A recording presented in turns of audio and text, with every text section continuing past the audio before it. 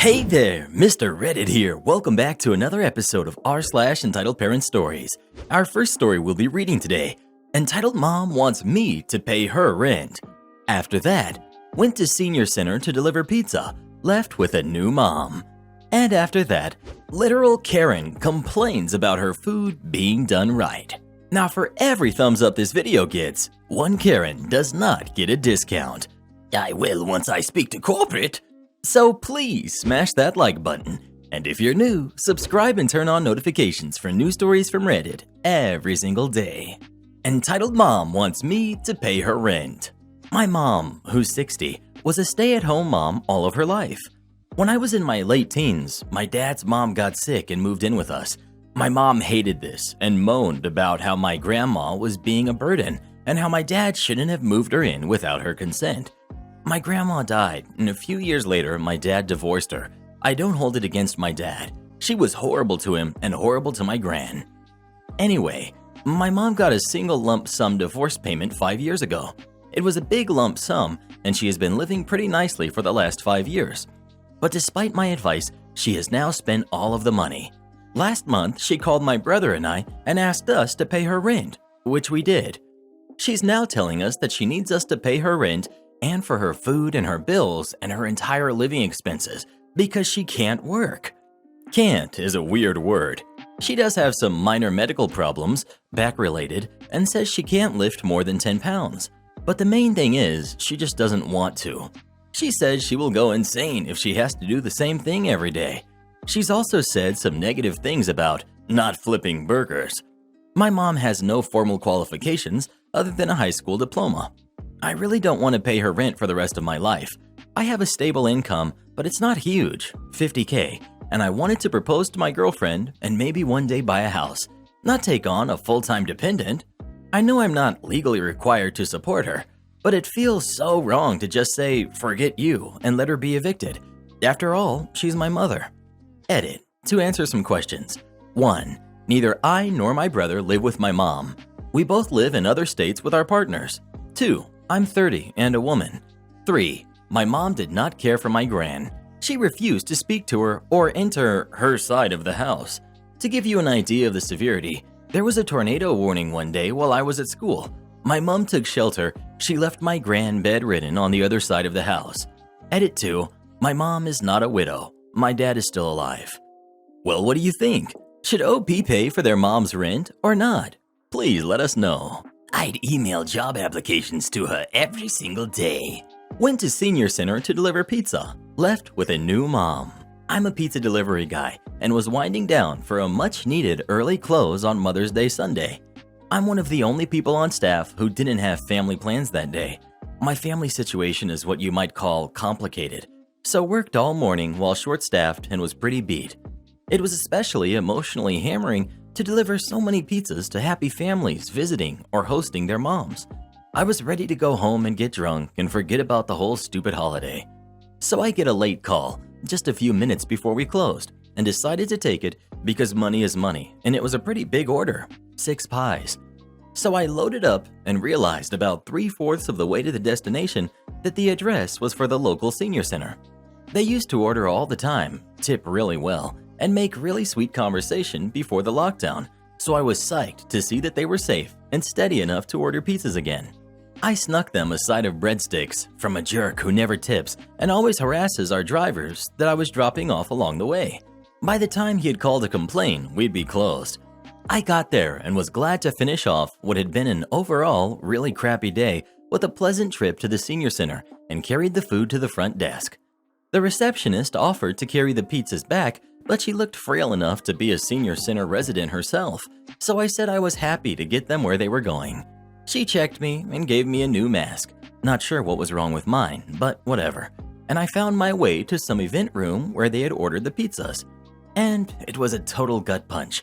Literally just a room full of sons and daughters visiting their mothers and having some kind of festive party. My good mood went away real quick, and I dropped the pizzas at the table and shuffled out.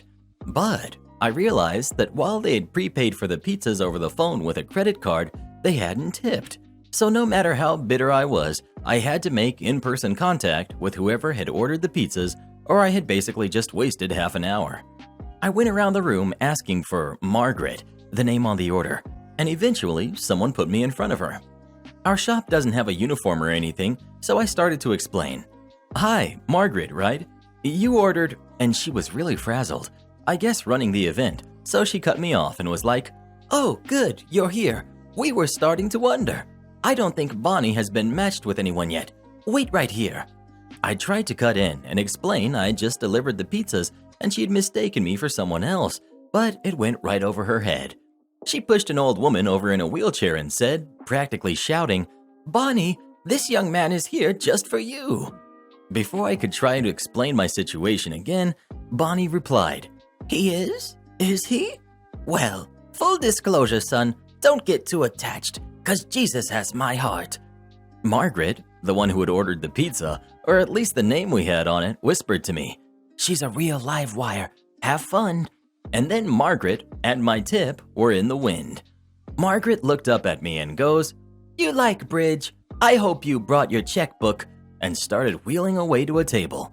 I followed her, thinking I'd better not lose track of her until I could return her to Margaret.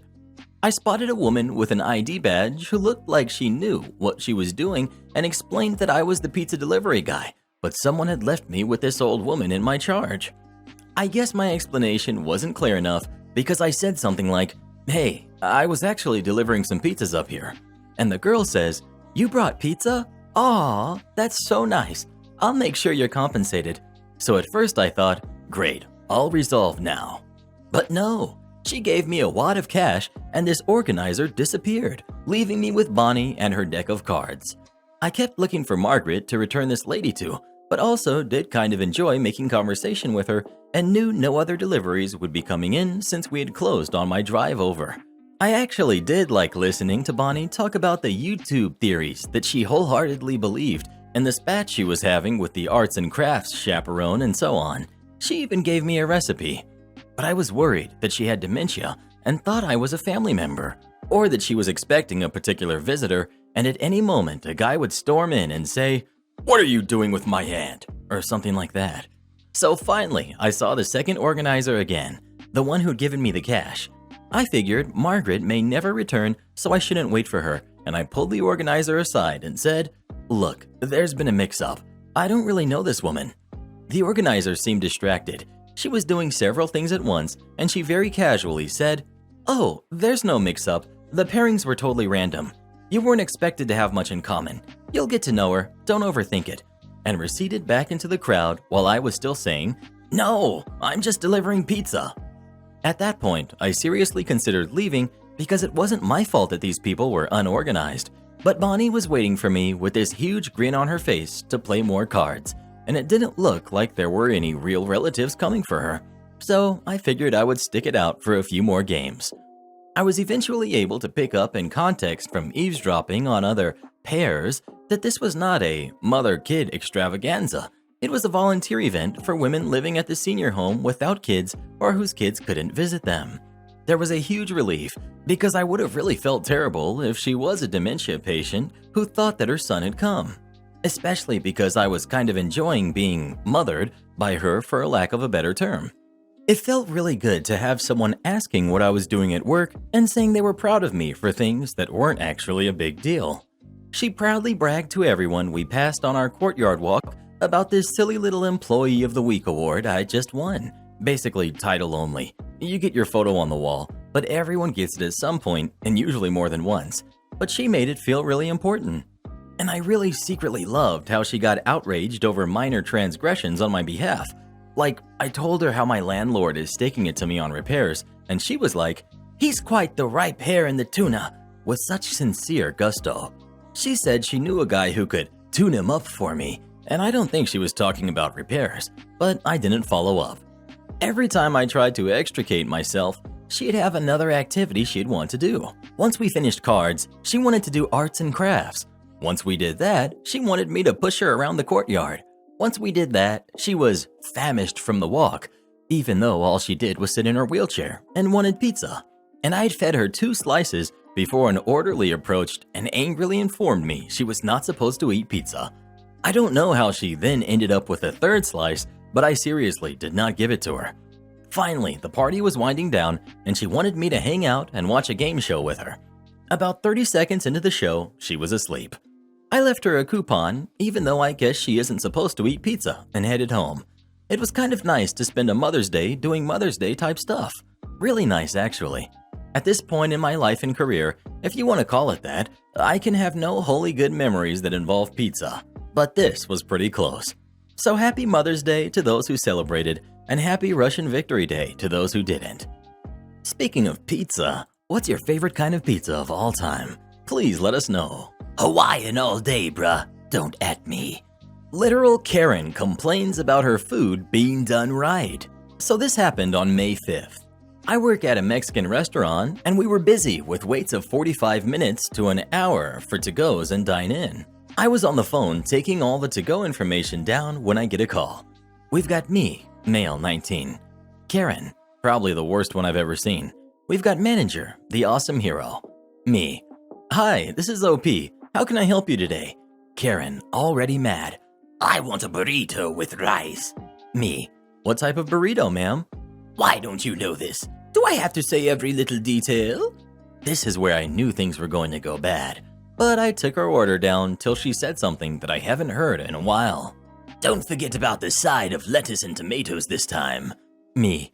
Ma'am, we've never done that at this location. Yes, you have. You did it the last time. Me. I can add that to your order if you want, ma'am. This goes back and forth with her trying to get more food for free till she finally stops.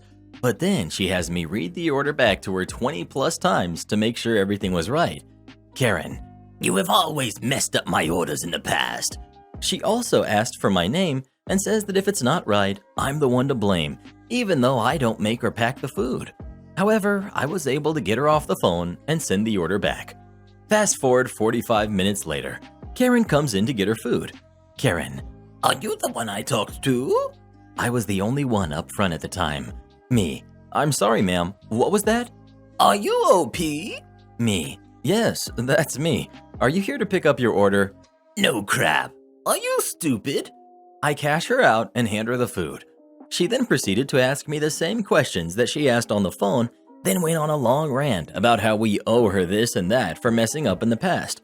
By this time, my manager came up front to see what was wrong. Manager, everything okay, ma'am?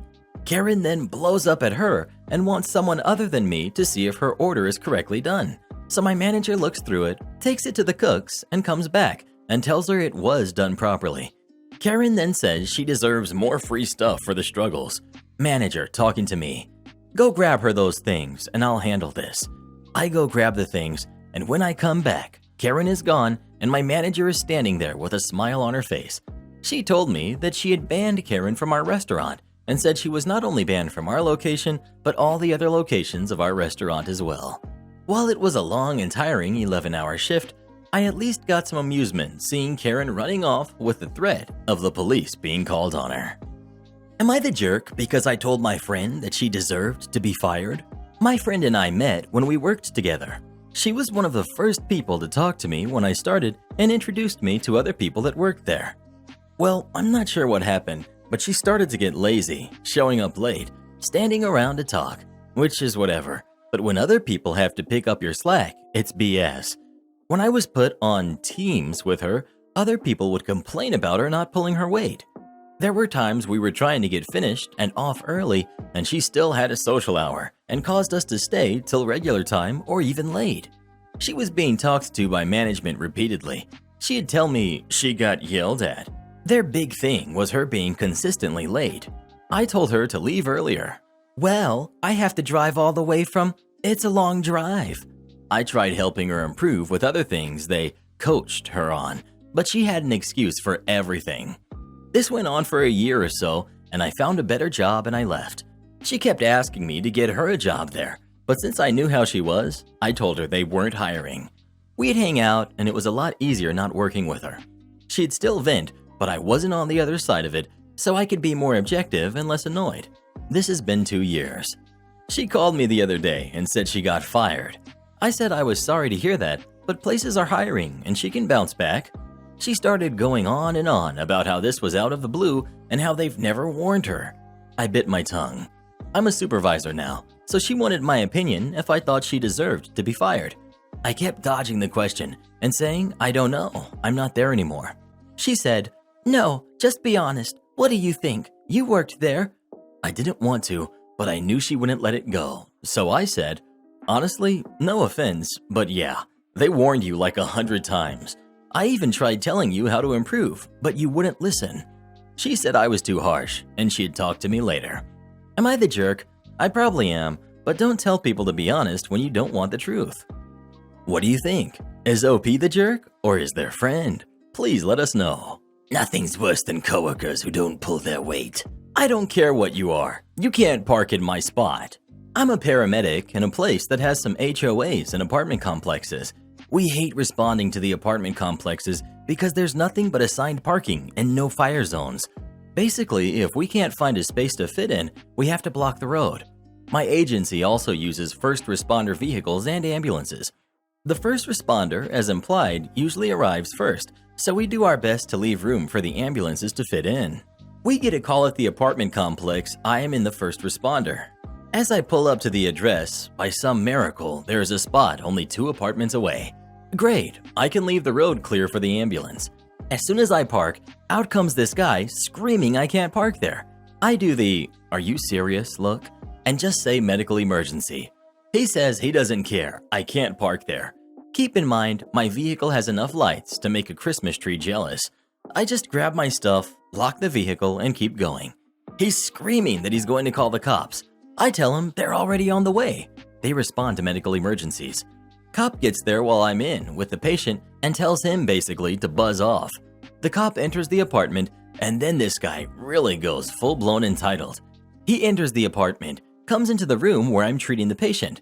He starts ranting and raving how I have to move my vehicle. I look at the cop and say, "Get him out of here." The cop then seals his fate. She asks the patient if she wants this person removed from the apartment and did she ever give consent for him to enter. The patient responds, "Get him the heck out. He's trespassing." Boom, all clear. The cop gives him one last chance and tells him to leave or he will be arrested. He doubles down. "I am on the HOA board. I can go where I please." At this point, backup is called. The cop at least manhandles him out of the room. The ambulance arrives with police backup and they get him out of the apartment so he can safely remove the patient. Not entirely sure what happened next as I was in the back of the ambulance, but when I got out, one of the officers approaches and says, "Sorry, but we need another bus. We had to tase him." Policy for PD is if they tase someone, they have to be transported to the hospital by ambulance to the hospital as the taser spikes have to be surgically removed due to the barbs on them. Wait for the second ambulance, they take him and I go back in service. Found out a few weeks later he was charged with trespassing, assault, resisting arrest, interference with government administration, aka interfering with the scene of an emergency, all over a parking space that I would have been in for all of 20 minutes if he hadn't created problems. I can only assume he took a plea deal as I was never called to testify. Am I the jerk for telling my friend she ruined our vacation and shouldn't have come? Me, 24 female, and my 2 best friends, Jade, 24 female, and Rose, 23 female, recently went on a 2-week road trip that we planned a year in advance. That same weekend, Rose ended up marrying her now husband. It was on a whim. He's US Air Force, and they basically did it that quickly because he's deploying in June for a year, and after that, she can go anywhere with him. Jade and I asked Rose, since her husband is about to leave, if she would want to postpone the trip to the summer so she could spend more time with him. She didn't want to change the date. We left for our trip. Rose's husband sent her an emergency fund. 2 days in, one of our campsites was closed. Rose said that she'll just break into the fund and get a hotel. After talking for a minute about finding another site, Rose insisted on getting the hotel. In the morning, she sent a message to our group chat telling us what our share was. We reminded her that she insisted on getting the room with her emergency fund. She tells us that money is not totally for the trip and some of it is for other stuff. We paid our share. We didn't want problems. A few days later, we are near where Rose's mom lives. We planned to sleep there. Later on, Rose insists on getting a hotel, claiming she doesn't have the closest relationship with her mom. We reminded her about the last time she said that, and she pushed. She didn't say anything about cost in the morning, but instead, for the rest of the day, tried to get us to pay for stuff. When it was her turn for gas, she put in half a tank and claimed that the pump stopped on its own. When we ordered coffee, she said, "I'm with them." We let this go on for a couple of days before asking why she didn't have enough money. She claimed that she had bills that came out. Who doesn't save money for a trip they've been planning for a year? As it went on, she got worse. She was on the phone a huge chunk of the time talking to someone. When we were in nature trying to take it all in, she would act like she was in a rush. Eventually, she started making her phone calls in private. Jade and I asked who she was talking to and why it was so important to use up so much time during our vacation. She said that she was talking to B. Mind you, B is her ex, and the same person who, in the past, she cheated on her now husband with. Her husband thought that she had B blocked on everything, which is why he even married her. Rose claimed to me and Jade that B and her were just friends and it was casual conversation. The next day, she told a friend on the phone that she was so mad with herself for coming on this trip when she could have spent time with her husband before he deploys. When we asked her if she wanted to postpone. Later that day, we found out that B and her were sending texts that they shouldn't have been. I blew up on her about everything. She cried and said that she's just scared and nervous about being alone, and because her husband is leaving, she's sad. I haven't talked to her since we got back. Am I the jerk for not showing more compassion? Quick edit. I even lived with both of these girls for almost a year, and I knew that Rose was immature, especially when it came to dating. But I had no idea she was this toxic until I was basically isolated with her in a car for 2 weeks. Edit 2. A lot of people are saying to tell the husband.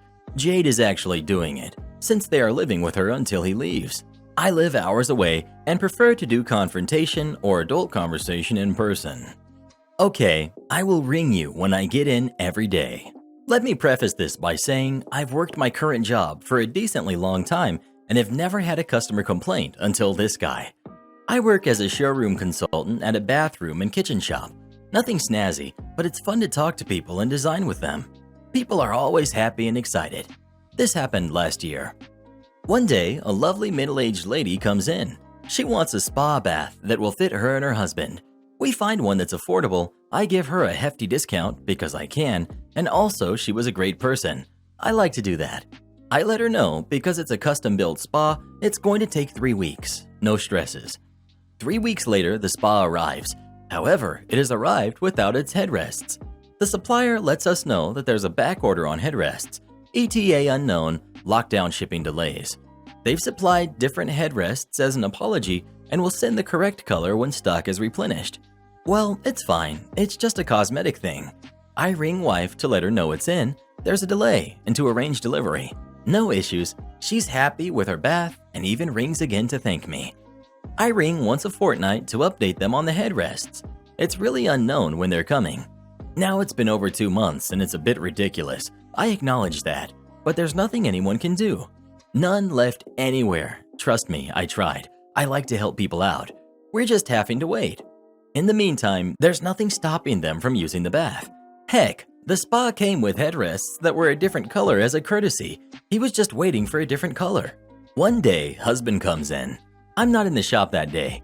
He starts yelling and threatening, throwing his weight around, and telling us we only care about taking his money, and now that we've got it, we don't care, etc. He submits a formal complaint, telling us we didn't keep him well informed or updated of stock issues. It's assessed. Yet again, he mentions he wasn't kept in the loop and we don't care. He says he wants to be told daily of the progress of his headrests as soon as I walk in the door because he is a priority. In true malicious compliance form, every day at 6 a.m., as soon as I walked into the shop, I would ring the supplier for an ETA, then at 6:15 I would ring him. Good morning, just ringing to let you know that your headrests haven't arrived. Have a great day. 3 months of daily phone calls, the shipping delay was over, and he finally got to change his white headrests to black. Yelled at for doing my job. I can't stand famous people. Hello again, friends. Friendly neighborhood PM lead with another story for you. So this week at my hotel, we have, I'd say, a B-list celebrity staying with us while they're filming a movie. For the sake of the story, he will be Jerk. As all celebs who stay with us do, Jerk's assistant sent us a list of Jerk's commands. I won't go over all of them, just the ones pertaining to the story.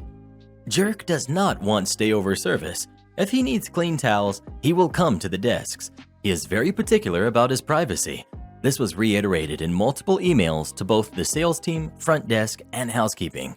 Every day at 5 p.m. sharp, yes, this was capitalized, Jerk wants 4 bottles of Fiji water, 4 bottles of Perrier, and a bucket of ice left outside of his door. Again, reiterated in multiple emails.